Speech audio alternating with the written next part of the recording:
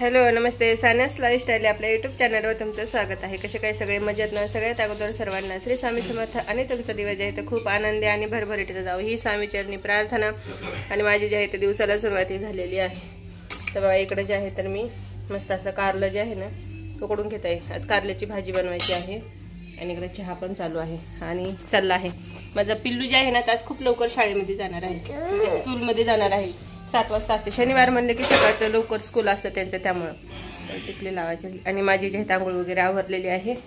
चला तर अगोदर ह्यांचं चहा पाणी उरकून देते। माझं बाळ आता कपडे घालणार आहे ना का बाळ, स्कूलमध्ये जाण्यासाठी जे आहे ते तिला आवरायचं आहे। आणि मी जर काय अशी बोलत राहिले ना माझं बाळ का असं मागं फिरणार आहे नुसतं आळस देत राहते। आता तिला जे आहे आंघोळीला पाणी ठेवलेलं आहे, मिस्टरांची आंघोळ झालेली आहे, 3ची झाली की हिला घालायची।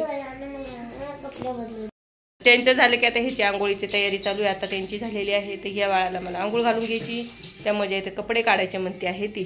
तर चला असं चाललं आहे आमच्या इथे। लवकर चल चहा द्यायचा आहे, चहा झालं की मग मिस्टरांना चहा देऊन दिला ना की मग माझं होऊन जाईल। साखरेचा डबा उघडते असं चालेल। झाली का तुमची आंघोळ?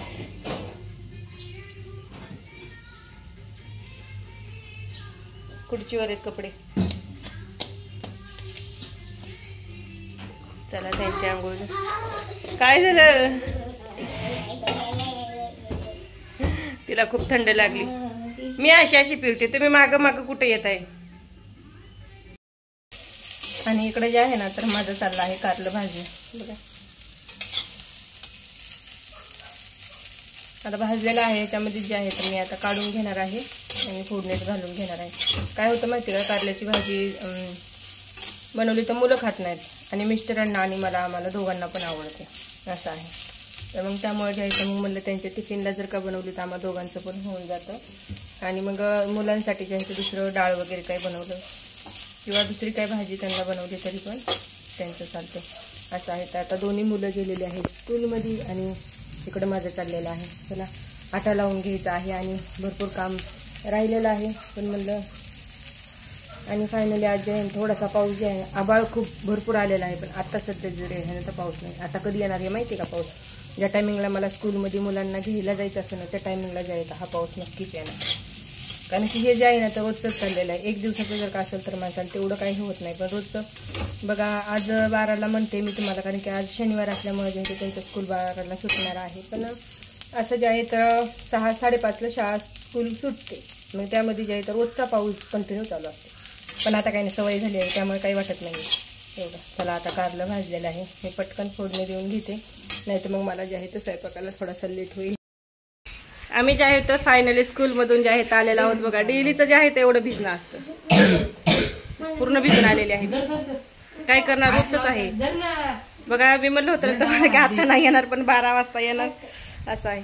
बघा पूर्ण वल्ली झाली आहे, असू द्या रोजच आहे। बघा पाऊस चालू आहे। मी म्हणलं तुम्हाला सकाळी जरी नसला तरी पण स्कूलचा टायमिंग होईपर्यंत जे आहे ना तो बरोबर पाऊस येणार। मला हे जे आहे ना ते बरोबर माहिती झालेलं आहे। पिल्ल्या कपडे चेंज कर, खूप पाऊस येत आहे काय करणार। आणि हे डेलीच आहे माहिती का, रोज जे आहे ना तर आमच्या इकडं असंच असतं।